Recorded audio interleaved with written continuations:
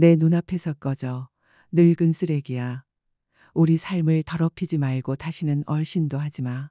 내 마음 밑바닥에서 올라온 추하고 탐욕스러운 말. 정말 놀랄 만큼 추하구나. 나는 그런 말들이 비수처럼 내게 쏟아질 때 더 이상 침묵으로 삼키고만 있을 수 없었고 그 마음이 어디에서 비롯되었든 결국 내 삶을 가볍게 밀어내려는 힘이라는 것을 알아차리자 오래 붙들고 있던 체온이 서서히 식어가는 걸 느꼈다. 송병우가 세상을 떠난 건 딱 3년 전 가을이었고 그날은 이상할 만큼 맑고 바람도 부드러워 병실창으로 스며든 오후의 햇살이 하얀 커튼 위에 번져 눈이 시릴 정도로 환했으며 나는 지금도 그 빛의 온도와 냄새를 선명하게 기억한다. 그는 마지막으로 내 손등을 가만히 쓰다듬으며 헤라나 고마웠다. 라고 말했고 병이 발견됐을 때는 이미 많이 진행되어 있었는지 몸이 눈에 띄게 쇠약해지더니 믿을 수 없을 만큼 짧은 시간 안에 멀어져 버렸고 수십 년을 함께 살던 사람이 그렇게 순식간에 사라지는 현실을 나는 오래도록 사실로 받아들이지 못한 채 집안 곳곳에서 그의 기척을 더듬었다. 장례가 끝나고 부의금 답례 준비까지 일단락된 어느 날 조용한 거실에서 설거지를 하다 문득 손이 멈췄는데 그 순간 싱크대 맞은편 그릇장 맨 오른쪽 한 병호가 아침마다 차를 마시던 찻잔이 여전히 제자리에 남아있는 게 보였고 두고 봐야 무슨 소용이람 하고 혼잣말을 했지만 그 말에 대답해 줄 사람은 없었으며 남편이 살아있을 때는 아무 의미 없이 오가던 말들이 방 안의 공기를 따뜻하게 데워주곤 했는데 이제는 그 자리에 고요만 놓여 있다는 사실을 손을 씻고 수건으로 물기를 털어내는 그 짧은 사이에도 나는 뼈저리게 느꼈다.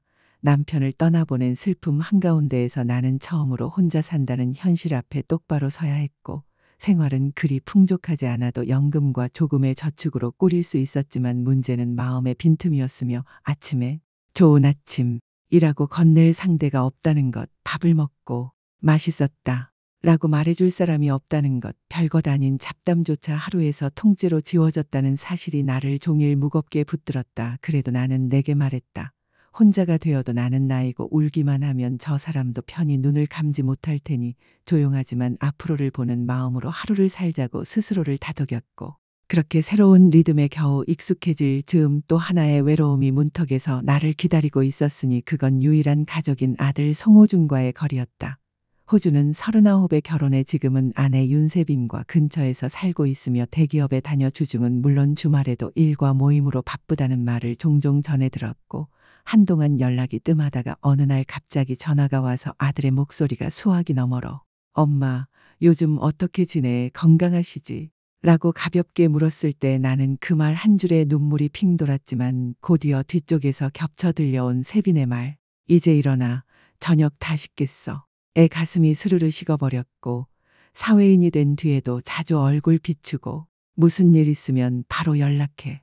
라던 아이가 결혼 이후로는 점점 말을 아끼기 시작했고 어느 날 몇 달 만에 내가 먼저 전화를 걸었을 때 아들은 다소 딴 곳을 의식하는 목소리로 엄마, 지금 좀 정신없어서 이따가 다시 전화할게 라고 말했고 그 뒤에서 아주 희미하게 또야 진짜 관종이네 라는 세빈의 날이 선 속삭임이 스쳤는지 아닌지 확신할 수는 없었지만 내 가슴 속으로 차가운 바람이 쑥 들어와 자리를 잡았고 예상했던 대로 그날에 있다가는 끝내 오지 않았다.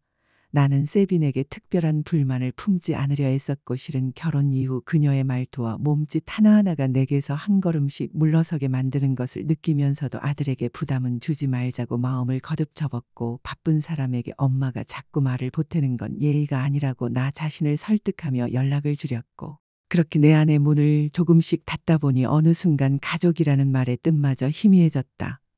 70번째 생일을 며칠 앞둔 어느 날 뜻밖에도 호준에게서 먼저 전화가 와 엄마, 이번 주말에 시간 되면 같이 밥 먹을래? 생일도 가까우니까 축하도 할 겸 이라고 말했을 때 나는 잠깐 귀를 의심했고 세빈도 같이 가자고 했어 라는 말까지 덧붙여지자 오래 묵은 서랍을 여는 듯 웃음이 저절로 새어나왔고 기대할게 라고 전화를 끊자마자 거울 앞으로 가 서랍장을 열어보며 무엇을 입을지 고민했고 오랜만에 외출이자 무엇보다 아들 부부와 함께하는 시간이라 생각하니 마음이 밑에서부터 환히 데워졌고 나는 몇 년 만에 백화점까지 나가 눈에 과하지 않게 빛나는 블라우스를 하나 새로 장만했다. 약속 당일에는 오전부터 차근차근 몸가짐을 가다듬고 계획한 시간보다 30분 이상 일찍 지하철 개찰구 앞에 도착해 좀 너무 빨랐나. 중얼거리면서도 들뜬 마음을 다스리지 못해 사람들 사이를 살피며 호준과 세빈의 모습을 찾았지만 약속한 시각이 지나도록 둘은 나타나지 않았고 휴대폰 화면을 확인해도 아무 알림이 없어 혹시라도 장소를 내가 잘못 기억한 건 아닌지 불안해질 무렵에야 카카오톡 알림이 울렸고 화면에는 미안, 세빈이 중요한 일이 있었다는 걸 깜빡했대. 오늘은 힘들 것 같아 다시 연락할게.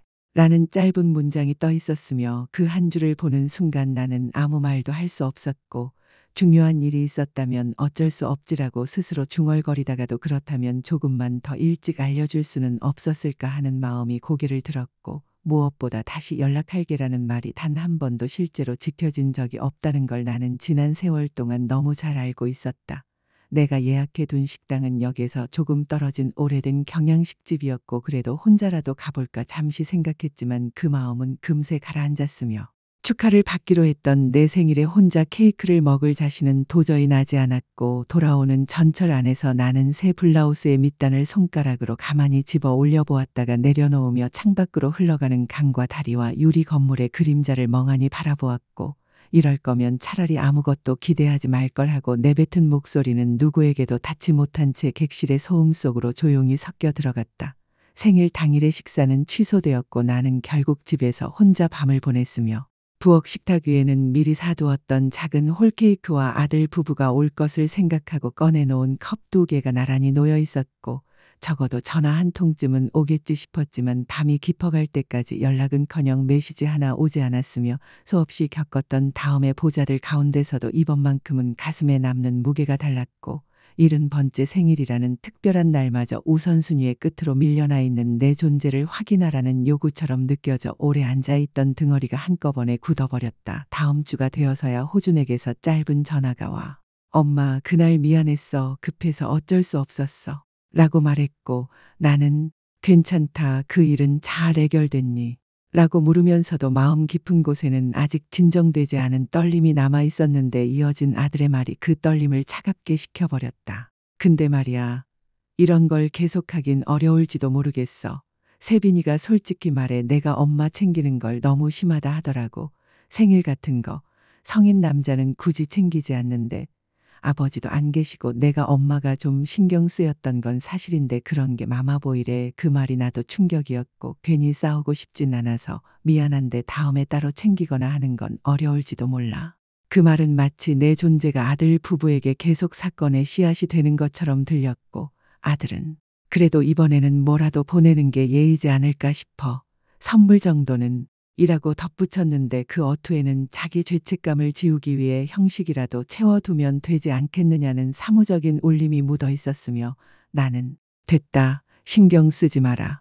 고 놀라울 만큼 고요한 목소리로 대답했고 전화를 끊고 나서는 한동안 소파에 그대로 앉아 일어날 수 없었고 예전부터 연락이 그리 잦지도 않았는데 며느리 한마디에 이렇게 쉽게 놓아버릴 수 있는 관계라면 부모의 존재란 아들에게 그토록 가벼운 것이었나 싶은 생각이 가슴을 깊숙이 파고들어 나는 도대체 무엇이지? 라는 말이 저절로 흘러나왔으나 그마저도 방 안의 공기 속에서 금세 사라졌다. 며느리와 시어머니의 사이는 내가 아무것도 하지 않으면 무관심으로 기울고 한마디라도 보태면 간섭으로 규정되곤 했고 그 어느 쪽에도 기울지 않으려 시간을 들여온 끝에 지금 같은 고독이 내게 남았다고 생각하니 허탈함을 피할 수 없었고 이제는 엮일수록 더 외로워지는 건지도 몰라라는 결론에 다다른 그 밤 나는 아들 부부와의 카카오톡 가족방 알림을 무음으로 바꾸었는데 그것은 아주 작고도 작은 마음 정리의 시작이었다. 부모니까, 엄마니까라는 말은 내가 오랫동안 내게 빌려준 주문 같았고 아이가 어릴 때는 늦게까지 일하던 남편을 대신해 집안일과 육아를 도맡았으며 호준이 학생일 때는 학원 뒷바라지, 도시락 준비, 진로 상담까지 늘 가장 먼저 곁에 서 있었다고 믿었고 결혼한 뒤에도 무슨 일이든 아들을 살피고 며느리 세빈과도 잘 지내야 한다고 스스로를 다그치며 거리를 너무 두지도 너무 좁히지도 않으려 적당한 사이를 찾아 헤맸지만 그 미묘한 균형을 찾아 헤매던 지난 몇 해가 헛수고였다는 사실을 나는 이내 더 분명히 알게 되었고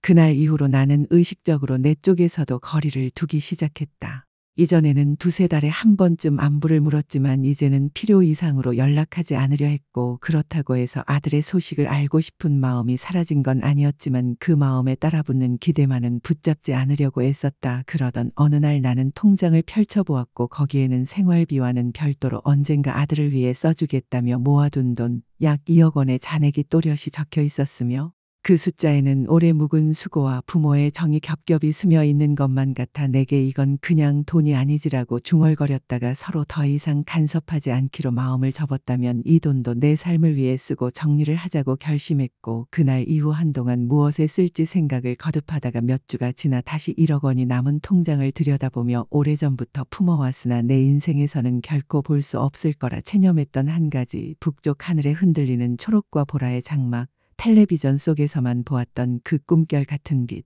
오로라를 실제로 보러 가고 싶다는 마음이 또렷해졌고, 돈이 많이 드는 꿈에 이렇게 쓰는 건 예전의 나라면 상상도 못했겠지만 이번만큼은 내 인생에 단 한 번 꿈을 위해 쓰자고 스스로를 설득했다. 캐나다 옐로나이프, 끝이 안 보이는 설원과 숨소리마저 엷어지는 밤, 현지 가이드의 안내를 따라 얼음으로 굳은 호수 위에 선이 내 입김이 흰 안개처럼 번졌고 나는 마치 꿈속을 걷는 듯했으며 가이드가 오늘 밤은 볼 수 있을지도 몰라요 라고 말했을 때도 어디까지나 반신반의였는데, 그때 누군가가 낮게 탄성을 내질렀고 나도 반사적으로 고개를 들었다. 처음엔 구름 같은 옅은 빛이었고 그것이 점점 하늘 가득 퍼지면서 초록이 출렁이고 보라가 섞이며 금빛의 가느다란 띠까지 살아있는 것처럼 굽이쳤고, 무언가를 아 하고 말하려 했으나 소리가 나오지 않았으며 머리로는 이해가 되는데 마음이 뒤따르지 못해 그 아름다움에 그냥 압도될 수밖에 없었고, 오로라는 흔들릴 때마다 모양을 바꾸며 소리 하나 없이 하늘 위를 흘렀고, 그 빛은 마치 오랜 배신의 통증과 아무 대가도 받지 못했던 사랑이 한 올 한 올 빛 속에 감싸여 풀리는 듯했으며, 누구의 엄마도 누구의 아내도 아닌 송혜란이라는 한 사람으로 이 자리에 서 있다는 사실이 이토록 자랑스럽고 이토록 소중하게 느껴지는 밤이 오다니 눈물이 멈추지 않았고, 과장이 아니라 그 순간 내 삶의 결이 달라졌다. 그러나 그림자처럼 따라붙는 일들은 아직 남아 있었고, 꿈같던 오로라 투어를 마치고 인천공항에 발을 딛는 순간 불과 며칠 전의 그 밤과는 달리 도시의 소리와 공기가 분주하게 밀려들어 나는 다시 일상의 시간을 걸었으며, 그로부터 3년이 지나도록 아들의 연락은 변함없이 없었고, 내가 먼저 손을 내밀지 않으면 우리의 관계가 이렇게까지 자연스레 무소식으로 굳어질 수 있다는 사실의 허망함을 지나 결국 쓴웃음이 났고, 어느덧 진상을 따져 묻는 일조차 무의미하다고 생각하게 되었다. 그러던 나는 노인복지관에서 열리는 엔딩노트 특강에 참여해 막연히만 생각해 오던 만약을 준비하는 것이 스스로를 지키는 일임을 알게 되었고, 엔딩노트를 손에 쥐자 아직 해보고 싶은 일들을 빼곡히 적어 내려갔으며 한국 곳곳에서 가보고 싶은 장소들, 또 한 번 만나고 싶은 거대한 해외의 풍경들을 떠올렸고, 남은 약 2억 원으로 계획을 다시 세우되 그중 1억 원은 노후 자금으로 두고 500만 원은 이 꿈들을 위해 계속 쓰기로 마음먹었다. 그렇게 발걸음을 재촉하기 시작한 나의 소식은 지인들과 친척들을 통해 조금씩 성호준의 귀에도 들어갔고, 어느 날 호준은 윤세빈에게 말했다. 엄마가 여행을 엄청 다닌다는데 돈이 어디서 난 거지? 혼자서? 그러니까 그 돈이 도대체 어디서 난 거냐고. 나도 궁금해. 그렇게 넉넉하게 사신 적 없었는데 어떻게 된 걸까? 혹시 전 재산을 다 쓰려는 거 아닐까? 엄마가 당신한테 쏟은 사랑은 보통이 아니었잖아. 아들을 위해서라며 모아둔 돈이 있어도 전혀 이상하지 않아. 우리가 멀어진 뒤로 오히려 약이 올라서 쓰고 있는 걸 수도 있고. 그런가, 확실히 엄마는 늘 나를 제일 먼저 생각했으니까. 뭘 그렇게 좋아해. 결국 그 돈이 지금 빠르게 없어지고 있다는 뜻이잖아. 원래 당신을 위해 모아온 돈을.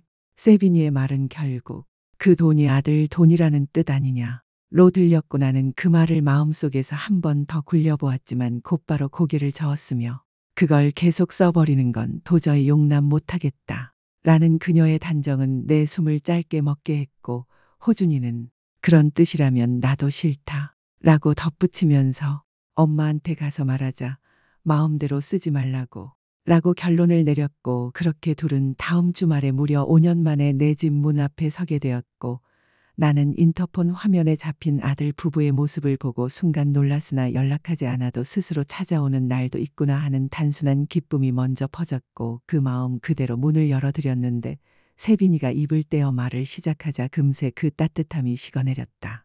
뭐라고요? 돈을 마음대로 쓰지 마세요. 네, 맞아요. 요즘 어머니가 엄청 사치하신다던데요. 대체 왜 그러시는 거예요? 그렇게 검소하고 알뜰하시던 분이 왜요? 게다가 그 돈은 나중에 호준이 것이 될 돈이잖아요. 쓸데없는데 쓰지 말아주세요. 나는 조용히 듣고 있었고 마음 한쪽에서는 오래 믿어온 것들이 툭툭 부서지는 소리가 났으며 세빈이는 내가 아무 말도 하지 않자 조금 신경질적인 표정으로 고개를 갸웃했다. 어머니 듣고 계세요? 혹시 귀가 어두워지신 거예요? 괜찮으세요? 더 크게 말해 드릴까요? 괜찮다. 다 들린다. 내 마음 밑바닥에서 올라온 추하고 탐욕스러운 말이야. 정말 놀랄 만큼 추하구나. 뭐가요? 추하다고 비웃지 마세요. 저는 겉모습은 칭찬도 많이 받는 사람이고 예쁘다는 말도 듣거든요. 겉모습 말이야. 그래서 내 아들도 그 겉모습에 속았나 보지. 그런데 마음은 추해. 참기 힘들 정도로. 어떻게 그렇게 너한테 유리한 말만 그렇게 쉽게 할 수 있니? 말뿐이 아니라 애초에 어떻게 모든 걸 자기 중심으로만 그렇게 해석할 수가 있어. 있지. 지금 내가 내 꿈을 이루는데 쓰는 그 돈은 내가 오랫동안 모은 돈이야. 아들을 위해 따로 떼어둔 돈이 아니야. 엄마, 솔직히 말하면 그런 마음이 전혀 없었던 건 아니지. 호준이의 장래를 생각해 두려고 한 적도 있었어. 그렇다면 그 돈은 결국 호준 씨의 입 다물어라. 이 돈이 내가 모은 내 돈이라는 사실은 변하지 않는다. 그리고 왜 관계를 스스로 끊고자 했던 사람들에게 내가 마음을 다해 돈을 남겨줘야 하니? 관계를 끊었으면 돈도 끊기는 게 맞다. 그걸 두고 불평하지 마라. 돈만 달라니 참으로 뻔뻔하다. 그래서 내가 내 마음을 추악하다고 한 거다. 말끝을 잇지 못한 아들 부부는 입술만 달싹였고 나는 숨을 깊이 고르며 내 몫의 말을 다했음을 스스로 확인했다. 정말 어이가 없어서 말도 안 나온다. 아니지, 이렇게 많이 말했네. 하지만 이제 더 말할 것도 들을 것도 없다. 당장 이 집에서 나가줘. 엄마, 잠깐만요. 호준아, 너도 내가 결정한 거야. 세빈이가 뭐라 했든 나와의 관계를 멀어지게 하겠다고 최종적으로 선택한 건 너 자신이야. 그러니 너에게도 더 할 말은 없다. 안녕. 나는 그렇게 전하고 나서 더는 아들 부부의 말에 대답하지 않았고 그저 현관을 향해 조용히 손짓했으며 둘은 내 집을 떠나는 수밖에 없었다. 그로부터 3년이 흘렀고 아침 햇빛이 커튼 살 사이로 스며드는 시간에 나는 천천히 차를 우리면서 하루의 첫 맛을 음미했고 그날의 일 이후 몇 번인가 아들에게서 메시지가 오긴 했지만 나는 답하지 않았고 읽음 표시만 남기는 혹시 무슨 일이 생기면 서로 알 수는 있을 만큼의 느슨한 연결이면 충분하다고 마음을 정리했으며 나는 내가 좋아하는 시간들을 살았다.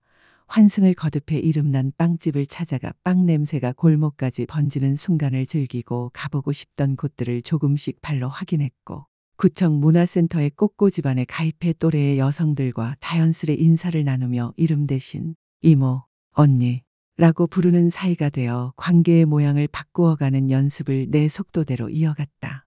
나는 문화센터 꽃꽂이반에서 준비한 전시회의 작품을 내보기도 했고 어느 날 수업을 마치고 돌아오는 길에 한 참가자가 내 옆으로 걸어오더니 이렇게 말했다. 송 선생님, 정말 밝으신 분이네요. 고마워요. 사실 지금이 제일 즐거워요. 제 자신을 위해 살고 있다는 실감 때문일까요? 아들과 그 가족과의 관계가 전혀 마음에 걸리지 않는 것은 아니어서 가끔 스마트폰에 저장해둔 손주의 사진을 들여다보며 조금은 더 자랐을까 생각할 때도 있지만 예전처럼 만나고 싶다거나 연락해 달라는 기대는 이제 전혀 없고 지금 내가 어떻게 시간을 보내고 싶은지 그 한 가지에만 마음을 둔다. 계절이 바뀔 때마다 베란다 화분에 꽃을 갈아 심는 일이 즐거워졌고 가을에는 혼자 강원 정선 온천으로 떠나는 여행 계획도 세웠으며 여행사 팸플릿을 펼쳐놓고 아직 하고 싶은 일이 참 많다. 건강해야지. 라고 작게 중얼거렸고 예전이라면 대수롭지 않게 지나쳤을 일상의 만남들이 지금은 마음을 데워주는 소중한 연결로 느껴져 공원에서 강아지를 산책시키던 박소윤과 친구가 되었고 꽃꽂이반 동료들과도 서로 마음을 기울이는 사이가 되었으며 그 인연은 가족과는 다른 더 조용하고 따뜻한 결로 이어진다. 그 밤 오로라 아래 서 있었을 때 나는 한 줌의 티끌처럼 작은 존재라고 느꼈지만 오히려 그래서 더더욱 내 삶을 성실히 살아야겠다고 마음먹을 수 있었고 여기까지 여기까지 시청해 주셔서 감사드리며 이 이야기가 마음에 닿았다면 채널 구독과 좋아요, 알림 설정을 부탁드리고 댓글로 감상과 당신의 경험담도 들려주시길 바라며 그럼 다음 영상에서 다시 뵙겠다. 마지막으로 구독과 좋아요를 눌러주시면 큰 힘이 된다.